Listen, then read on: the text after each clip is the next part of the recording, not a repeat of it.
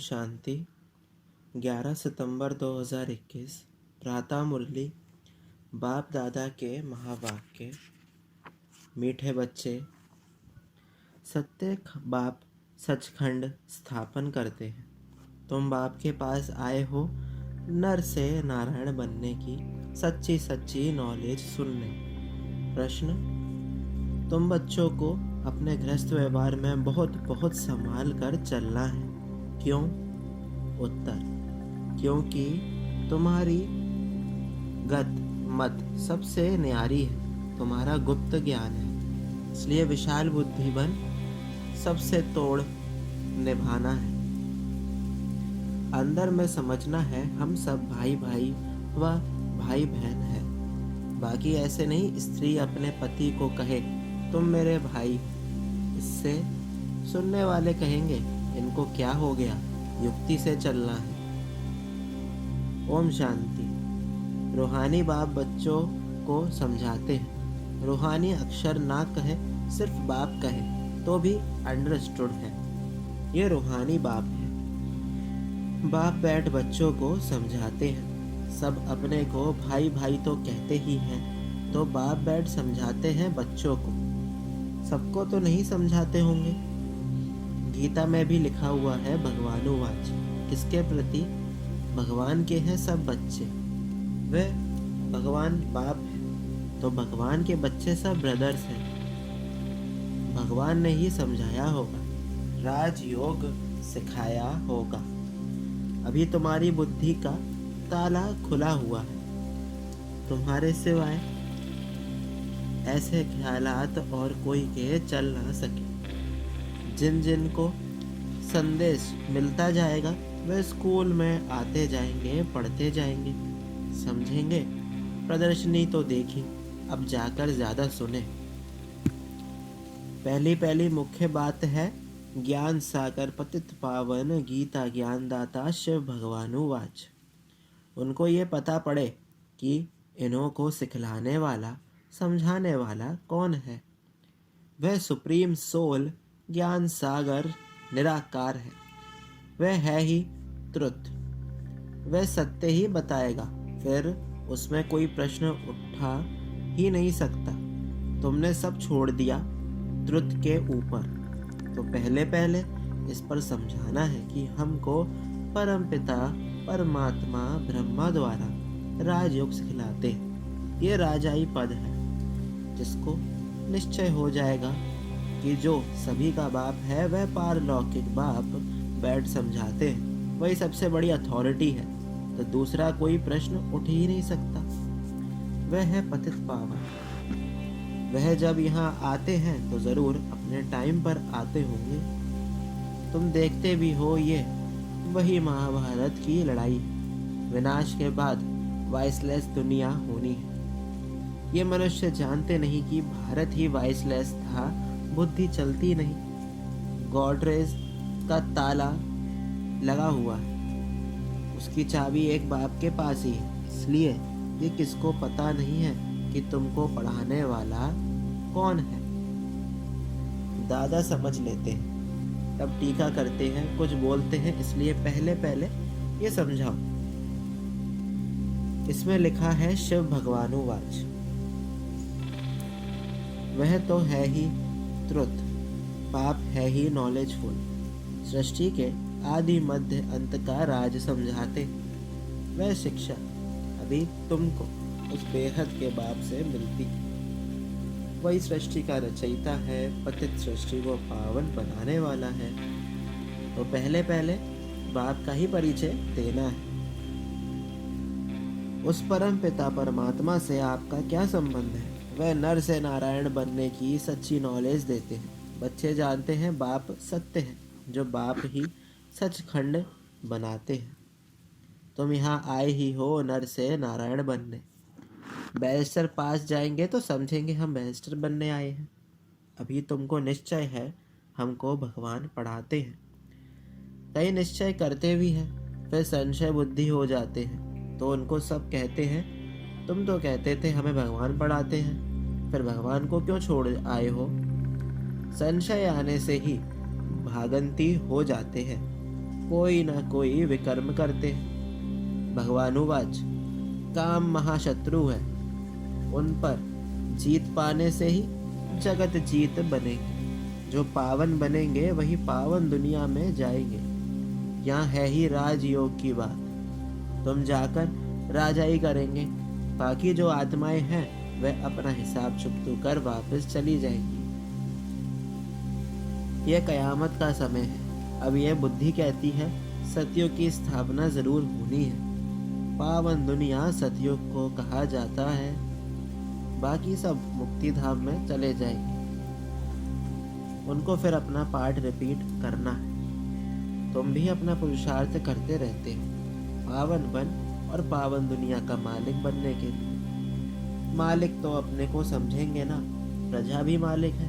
अभी प्रजा भी कहते हैं ना हमारा भारत। तुम समझते हो अभी सब नरकवासी है, अभी हम स्वर्गवासी बनने के लिए राजयोग सीख रहे हैं। सब तो स्वर्गवासी नहीं बनेंगे। बाप कहते हैं जब भक्ति मार्ग पूरा होगा तब ही मैं आऊंगा। मुझे ही आकर सब भक्तों को भक्ति का फल देना है। मेजॉरिटी तो भक्तों की ही है ना। सब पुकारते रहते हैं हे गॉड फादर, भक्तों के मुख से ओ गॉड फादर, हे भगवान, ये जरूर निकलेगा। अब भक्ति और ज्ञान में फर्क है। तुम्हारे मुख से कभी हे ईश्वर, हे भगवान नहीं निकलेगा। मनुष्यों को तो ये आधा कल्प की प्रैक्टिस पड़ी हुई है। तुम जानते हो वह हमारा बाप है। तुमको हे बाबा थोड़ी कहना है। बाप से तुमको तो वर्षा लेना है। पहले तो ये निश्चय हो कि हम बाप से वर्षा लेते हैं। बाप बच्चों को वर्षा लेने के अधिकारी बनाते हैं। ये तो सच्चा बाप है ना। बाप जानते हैं हमने जिन बाचों को ज्ञान अमृत पिलाए, ज्ञान चिता पर बिठाए, विश्व का मालिक देवता बनाया था, वही काम चिता पर बैठ भस्मीभूत हो गए।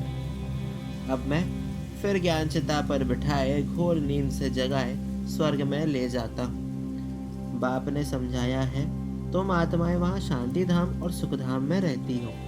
सुखधाम को कहा जाता है वाइसलेस वर्ल्ड, संपूर्ण निर्विकारी। वहाँ देवताएं रहते हैं और वह है स्वीट होम, आत्माओं का घर। सभी एक्टर्स उस शांति धाम से आते हैं यहाँ पाठ बजाने। हम आत्माएं यहाँ की रहवासी नहीं है, वह एक्टर्स यहाँ के रहवासी होते हैं। सिर्फ घर से आकर ड्रेस बदली कर पाठ बजाते हैं। तुम तो समझते हो हमारा घर शांति धाम है, जहाँ हम फिर वापस जाते हैं। सभी एक्टर्स स्टेज पर आ जाते हैं, तब बाप आकर सबको ले जाएंगे। इसलिए उनको लिबरेटर गाइड भी कहा जाता है। दुख हरता सुख करता है तो इतने सारे मनुष्य कहाँ जाएंगे? विचार तो करो। पतित पावन को बुलाते हैं इसलिए अपने मौत के लिए। दुख की दुनिया में रहने नहीं चाहते हैं, इसलिए कहते हैं घर ले चलो। ये सब मुक्ति को ही मानने वाले हैं। भारत का प्राचीन योग भी कितना मशहूर है। विलायत में भी जाते हैं प्राचीन राजयोग सिखलाने। क्रिश्चियन में बहुत हैं जो सन्यासियों का मान रखते हैं। गेरू कफनी की जो पहरवाइज है वह है हठ योग की। तुमको तो घर बार छोड़ना नहीं है, ना कोई सफेद कपड़े का बंधन है, परंतु सफेद अच्छा है। तुम भट्टी में रहो तो ड्रेस भी ये हो गई है। आजकल सफेद पसंद करते हैं। मनुष्य मरते हैं तो सफेद चादर डालते हैं। जो पहले कोई को भी बाप का परिचय देना है, दो बाप हैं, ये बातें समझने में टाइम लेती हैं। प्रदर्शनी में इतना समझा नहीं सकेंगे। सतयुग में एक बाप, इस समय है तुमको 3 बाप, क्योंकि भगवान आते हैं प्रजापिता ब्रह्मा के तन में। वह भी तो बाप है सबका। अच्छा, अब तीनों बाप में उच्च वर्षा किसका? निराकार बाप वर्षा कैसे दे? वह फिर देते हैं ब्रह्मा द्वारा। ब्रह्मा द्वारा स्थापना करते और ब्रह्मा द्वारा वर्षा भी देते हैं। इस चित्र पर तुम बहुत अच्छी रीति समझा सकते हैं। शिव बाबा है, फिर ये प्रजापिता ब्रह्मा आदि देवी, ये है ग्रेट ग्रेट ग्रैंडफादर। बाप कहते हैं मुझ शिव को ग्रेट ग्रेट ग्रैंडफादर नहीं कहेंगे, मैं सबका बाप हूँ। ये है प्रजापिता ब्रह्मा। तुम हो गए भाई बहन, आपस में क्रिमिनल असॉल्ट कर ना सके। अगर दोनों की आपस में विकार की दृष्टि खींचती है तो फिर गिर पड़ते हैं, बाप को भूल जाते हैं। बाप कहते हैं तुम हमारा बच्चा बन काला मुंह करते हो। बेहद का बाप बच्चों को समझाते हैं तुमको ये नशा चढ़ा हुआ है, जानते हो गृहस्थ व्यवहार में भी रहना है, लौकिक संबंधियों को भी मुंह देना है। लौकिक बाप को तुम बाप कहेंगे ना, उनको तो तुम भाई नहीं कह सकते। ऑर्डिनरी वे में बाप को बाप ही कहेंगे। बुद्धि में है कि ये हमारा लौकिक बाप है, ज्ञान तो है ना, ये ज्ञान बड़ा विचित्र है। आजकल करके नाम भी ले लेते हैं, परंतु कोई विजिटर आदि बाहर के आदमी के सामने भाई कह दो तो वह समझेंगे इनका माथा खराब हुआ है। इसमें बड़ी युक्ति चाहिए। तुम्हारा गुप्त ज्ञान गुप्त संबंध है। अक्सर करके स्त्रियां पति का नाम नहीं लेती हैं, पति स्त्री का नाम ले सकते हैं। इसमें बड़ी युक्ति से चलना है, लौकिक से भी तोड़ निभाना है। बुद्धि चली जानी चाहिए ऊपर। हम बाप से वर्षा ले रहे हैं, बाकी चाचे को चाचा बाप को बाप कहना पड़ेगा। जो ब्रह्म कुमार कुमारी नहीं बने वह भाई बहन नहीं समझेंगे। जो बीके बने हैं वही इन बातों को समझेंगे। बाहर वाले तो पहले ही चमकेंगे। इसमें समझने की बुद्धि अच्छी चाहिए। बाप तो बच्चों को विशाल बुद्धि बनाते हैं। तुम पहले हद की बुद्धि में थे, अभी बुद्धि चली जाती है बेहद में। वह हमारा बेहद का बाप है। ये सब हमारे भाई बहन हैं। लेकिन घर में सासू को सासू ही कहेंगे, बहन थोड़ी कहेंगे। घर में रहते बड़ी युक्ति से चलना है, नहीं तो लोग कहेंगे ये तो पति को भाई सासू को बहन कह देते। ये क्या है?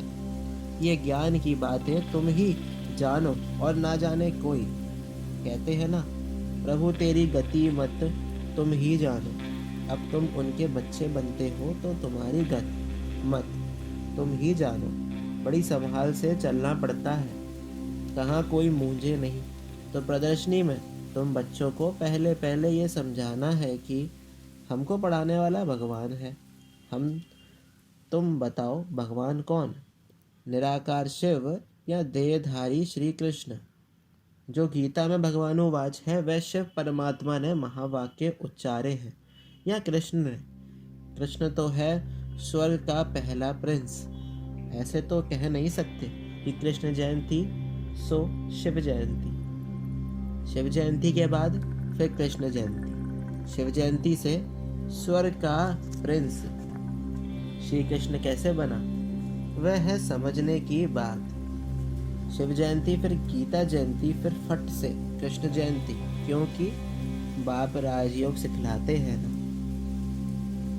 बच्चों की बुद्धि में आया है ना, जब तक शिव परमात्मा ना आए तब तक शिव जयंती मना नहीं सकती। जब तक शिव आकर कृष्णपुरी स्थापन ना करे तो कृष्ण जयंती भी कैसे मनाई जाए? कृष्ण का जन्म तो मनाते हैं परंतु समझते थोड़ी हैं। कृष्ण प्रिंस था और जरूर सतयुग में होगा ना। देवी देवताओं की राजधानी होगी जरूर। सिर्फ एक कृष्ण को बादशाही तो नहीं मिलेगी ना, जरूर कृष्णपुरी होगी ना। कहते भी हैं कृष्णपुरी और फिर ये है कंसपुरी। कृष्णपुरी नई दुनिया, कंसपुरी है पुरानी दुनिया। कहते हैं देवताओं और असुरों की लड़ाई हो लगी, देवताओं ने जीता परंतु ऐसे तो है नहीं। कंसपुरी खत्म हुई, फिर कृष्णपुरी स्थापन हुई ना। कंसपुरी पुरानी दुनिया में होंगी, नई दुनिया में थोड़ी ये कंस दैत्य आदि होंगे।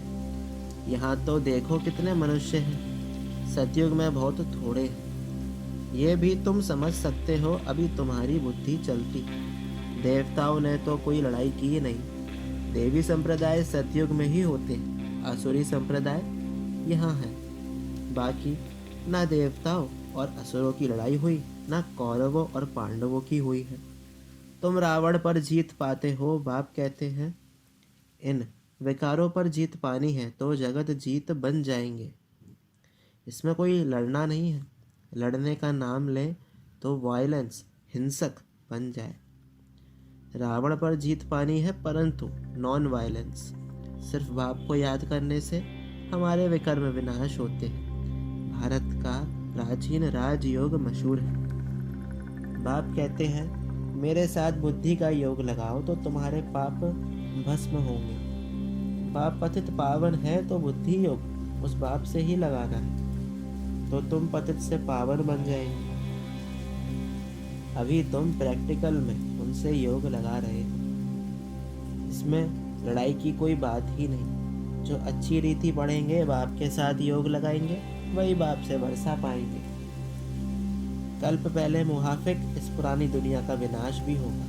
सब हिसाब किताब चुकतू कर जाएंगे। फिर क्लास ट्रांसफर हो, नंबर वार जाकर बैठते हैं ना। तुम भी नंबर वार जाकर वहाँ राज्य करेंगे। कितनी समझ की बातें हैं। अच्छा, मीठे मीठे से की लदे बच्चों प्रति माता पिता बाप दादा का याद प्यार और गुड मॉर्निंग। रूहानी बाप के रूहानी बच्चों को नमस्ते। हम रूहानी बच्चों की रूहानी बाप दादा को याद प्यार और गुड मॉर्निंग। नमस्ते नमस्ते, शुक्रिया बाबा, शुक्रिया। धारणा के लिए मुख्य सार। पहला, इस कयामत के समय जबकि सतयुग की स्थापना हो रही है तो पावन जरूर बनना है। बाप और बाप के कार्य में कभी संशय नहीं उठाना। दूसरा, ज्ञान और संबंध गुप्त है, इसलिए लौकिक में बहुत युक्ति से विशाल बुद्धि बनकर चलना है। कोई ऐसे शब्द नहीं बोलने हैं जो सुनने वाले मूंझ जाए। वरदान, मनमत परमत को समाप्त कर श्रीमत पर पद्मों की कमाई जमा करने वाले पद्मा पदम भाग्यशाली भव। श्रीमत पर चलने वाले एक संकल्प भी मनमत व परमत पर नहीं कर सकते। स्थिति की स्पीड यदि तेज नहीं होती है तो जरूर कुछ ना कुछ श्रीमत में मनमत व परमत मिक्स है। मनमत अर्थात अल्पज्ञ आत्मा के संस्कार अनुसार जो संकल्प उत्पन्न होता है वह स्थिति को डगमग करता है। इसलिए चेक करो और कराओ। एक कदम भी श्रीमत के बिना ना हो, तब पद्मों की कमाई जमा कर पद्म पदम भाग्यशाली बन सकेंगे। स्लोगन, मन में सर्व के कल्याण की भावना बनी रहे, यही विश्व कल्याणकारी आत्मा का कर्तव्य है। ओम शांति।